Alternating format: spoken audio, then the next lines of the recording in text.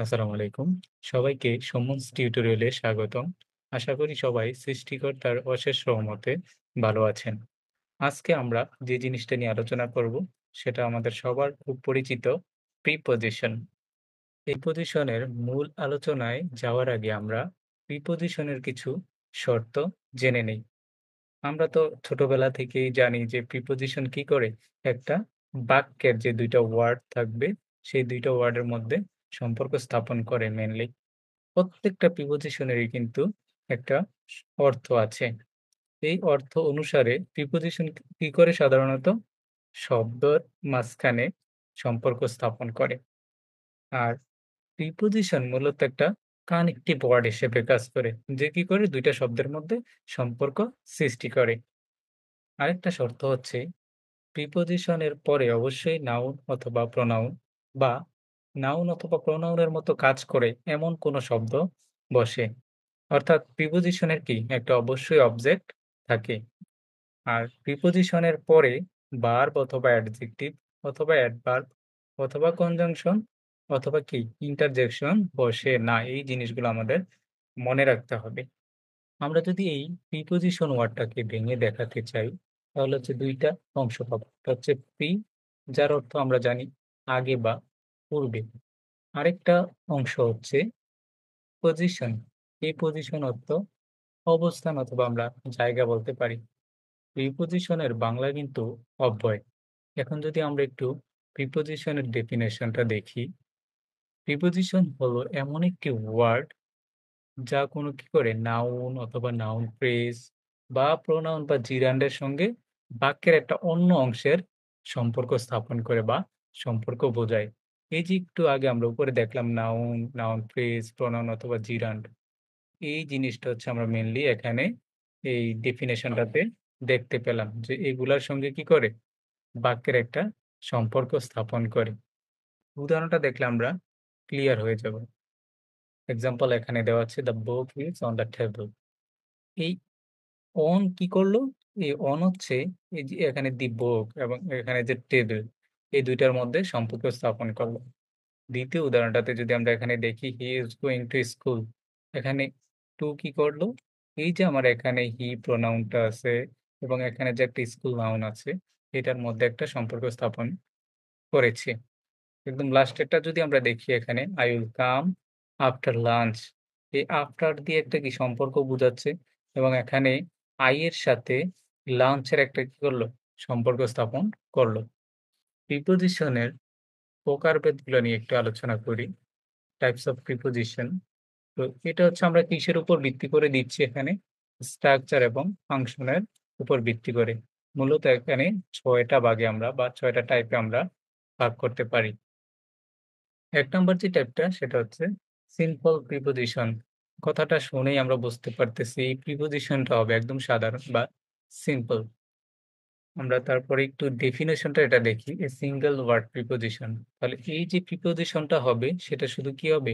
একটা single word দিয়ে প্রিপোজিশনটা গঠিত হবে। এখানে এক্সাম্পল দেখলে আমরা ক্লিয়ার হয়ে যাব। এক্সাম্পলের ভিতরে আমরা একটা দিয়েছি in. He is in the room. এখানে ইন কি? শুধুমাত্র একটা সিঙ্গেল ওয়ার্ড দিয়েই গঠিত। তারপরেরটাও যদি দেখি আমরা on, the book is on the table. এই অনও কি? একটা সিঙ্গেল ওয়ার্ড দিয়ে গঠিত।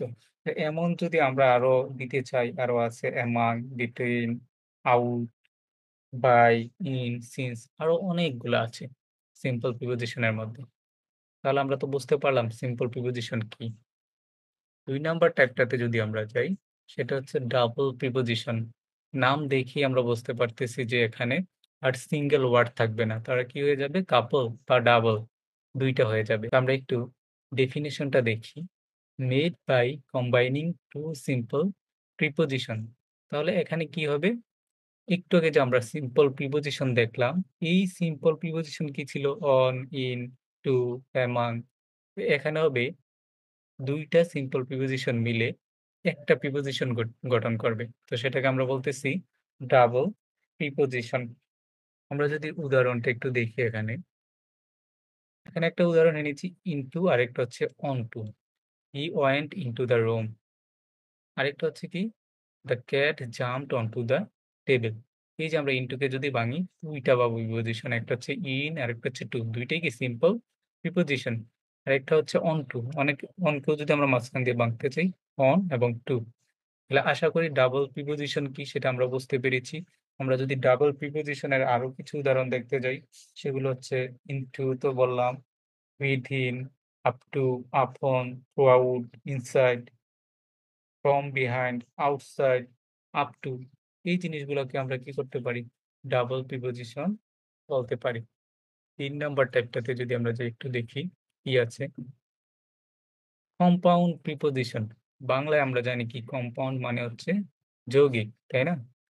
তাহলে ডাবল প্রিপোজিশন এর চেয়ে এটা আরেকটু যৌগিক হবে বা একটু জটিল টাইপের হবে। এমনটাই তো আমরা বুঝতে পারতেছি।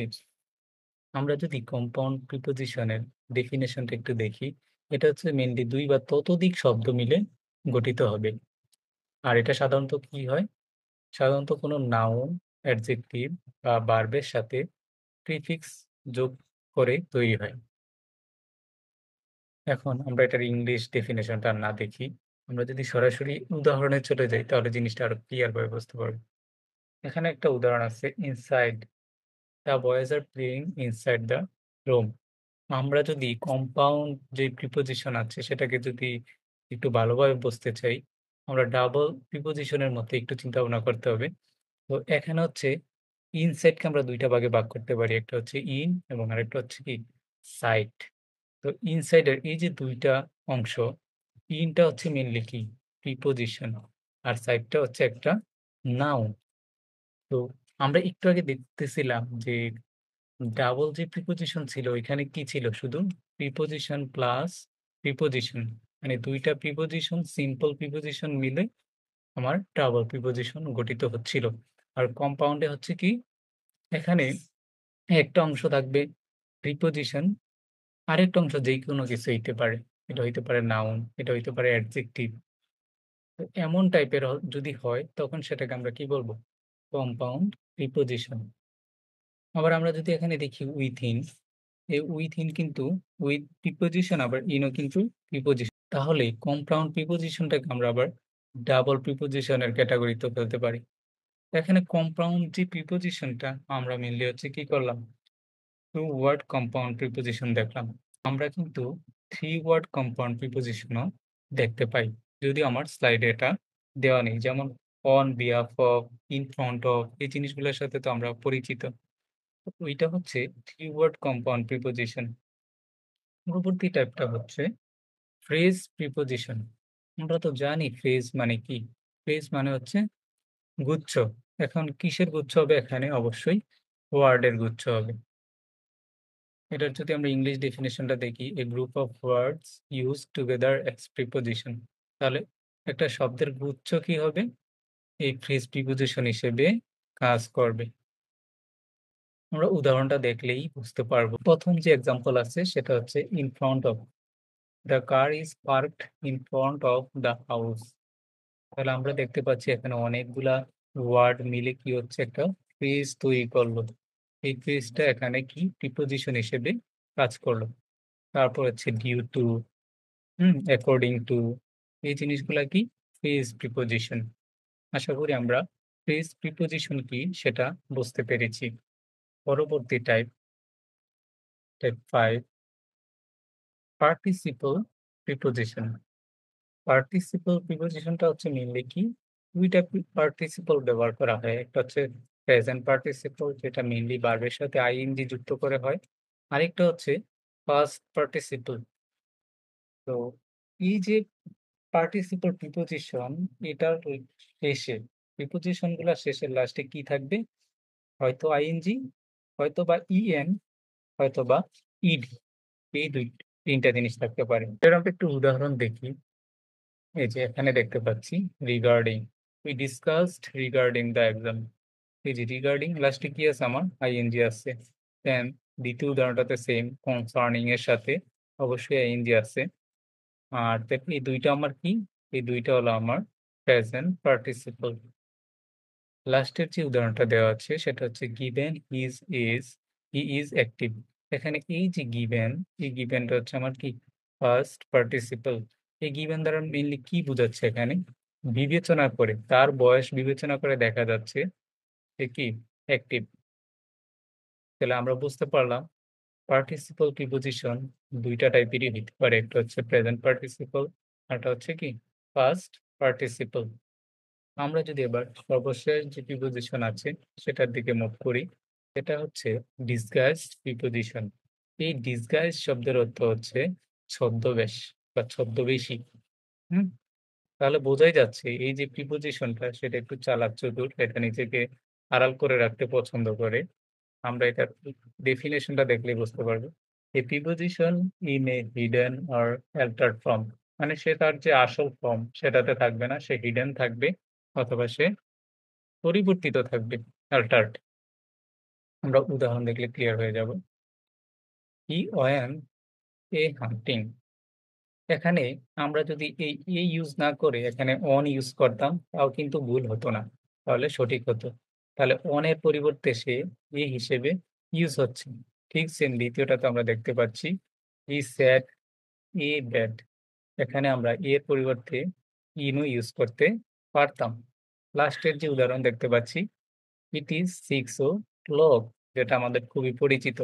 আমরা কিন্তু এটাও বলতে পারি ইট ইজ 6 o'clock তাহলে দেখতে পারছি যে এই যে তাদের আসল যে রূপ, সেই আসল রূপে না বইসা তারা কি করলো?